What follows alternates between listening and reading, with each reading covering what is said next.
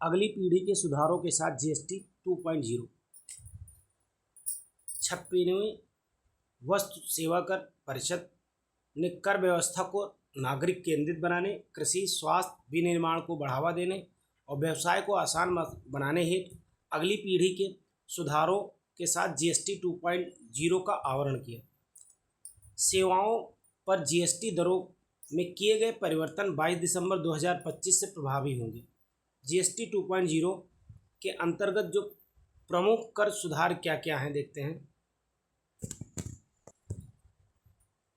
GST 2.0 चार slab जो 5%, 12%, 18% और 28% को दो स्लैब प्रणाली, मतलब आवश्यक वस्तुओं के लिए 5% और अन्य वस्तुओं के लिए 18% के साथ साथ प्रतिस्थापित किया गया।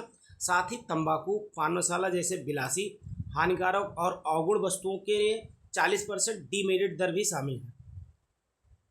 आवश्यक वस्तुओं पर कर राहत, व्यक्तिगत जीवन और स्वास्थ्य बीमा पॉलिसी पर पूर्ण जीएसटी छूट, अल्ट्रा हाई टेम्परेचर दूध, पनीर, भारतीय ब्रेड जैसे आवश्यक वस्तुओं पर शून्य जीएसटी लगेगा। उपभोक्ता वस्तुएं, छोटी कारों, TV, air conditioner, cement, auto part पर जीएसटी जो 28% से घटाकर 18% कर दिया गया है। नवीकरणीय ऊर्जा उपकरण पर जीएसटी 12% से घटाकर 5% कर दिया गया है। इन कटौतियों से विनिर्माण को प्रोत्साहन मिलने, हरित ऊर्जा अपनाने को बढ़ावा मिलने और घरेलू मांग में वृद्धि होने की उम्मीद है। चिकित्सा और स्वास्थ्य उपकरण, 33 जीवन रक्षक दवाओं पर जीएसटी 12% से घटाकर शून्य कर दिया गया है। कैंसर और दुर्लभ बीमारियों में इस्तेमाल होने वाली 3 महत्वपूर्ण दवाओं पर जीएसटी 5% से घटाकर शून्य कर दिया गया है, जिससे स्वास्थ्य सेवा तक पहुंच मजबूत हुई है। कृषि और ग्रामीण क्षेत्रों के लिए सहायता, ट्रैक्टर, हार्वेस्टर, कंपोस्टर जैसे मशीनरी जीएसटी 12% से घटाकर 5% तक कर दिया गया है।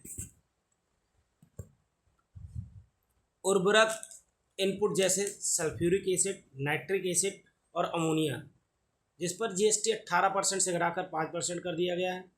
हस्तशिल्प, संगमरमर, चमड़े की वस्तुओं जैसे संप्रधान वस्तुओं पर जीएसटी 12% से घटाकर 5% कर दिया गया है। व्यापार सुविधा और विवाद समाधान, वस्तु एवं सेवा कर अपीलीय न्यायाधिकरण दिसंबर 2025 तक चालू हो जाएगा। रिफंड पंजीकरण के लिए प्रक्रियागत सुधारों में विवाद समाधान में सुधार होगा, मुकदमेबाजी में कमी आएगी और व्यवसायों विशेषकर एमएसएमई के लिए पूर्वानुमानशीलता उपलब्ध होगी। अब हम समझते हैं कि जीएसटी है क्या। 101वें संविधान संशोधन अधिनियम 2017 द्वारा प्रस्तुत भारत सरकार भारत में वस्तुओं और सेवाओं की आपूर्ति पर लगाया जाने वाला एक व्यापक अप्रत्यक्ष कर है। यह एक मूल योजित कर जिसे हम वैट है, जिसने केंद्र और राज्यों द्वारा पहले लगाए जाने वाले अन्य अप्रत्यक्ष करों का स्थान ले लिया है। दोहरी जीएसटी संरचना, केंद्रीय जीएसटी जिसे हम जीएसटी बोलते हैं, सीजीएसटी, और राज्य जीएसटी जिसे हम एसजीएसटी कहते हैं में शामिल है। एकीकृत आईजीएसटी अंतरराज्यीय लेन देन में लागू है। जीएसटी परिषद क्या है? यह एक जीएसटी नीति निर्धारण और कर दोनों को फैसलों के लिए एक निकाय है। संविधान के अनुच्छेद 279(1) के तहत स्थापित जीएसटी परिषद केंद्र और राज्य के एक संयुक्त मंच है।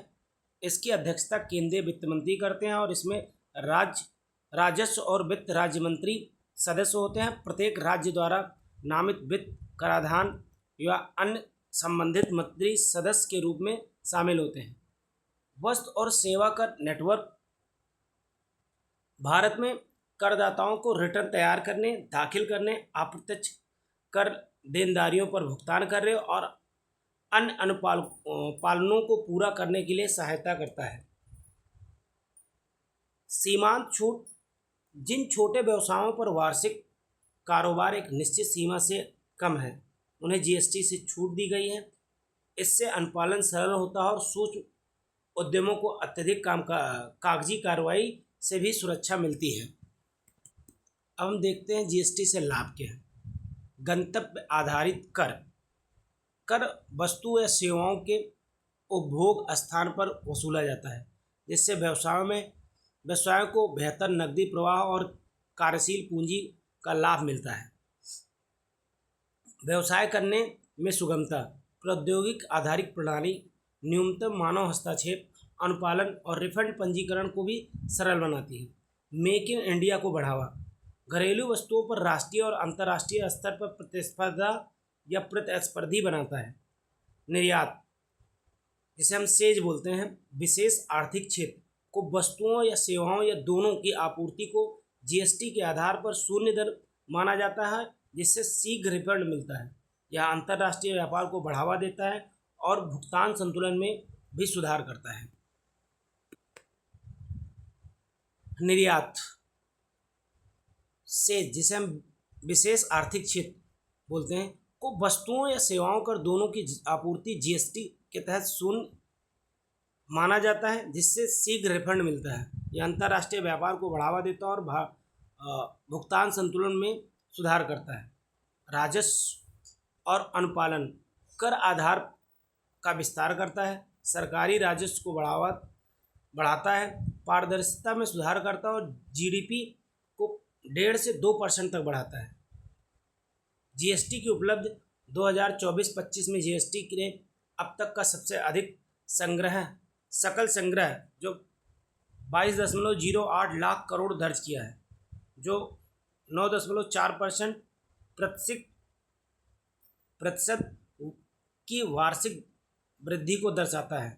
औसत मासिक संग्रह 1.84 लाख करोड़ रहा है। धन्यवाद।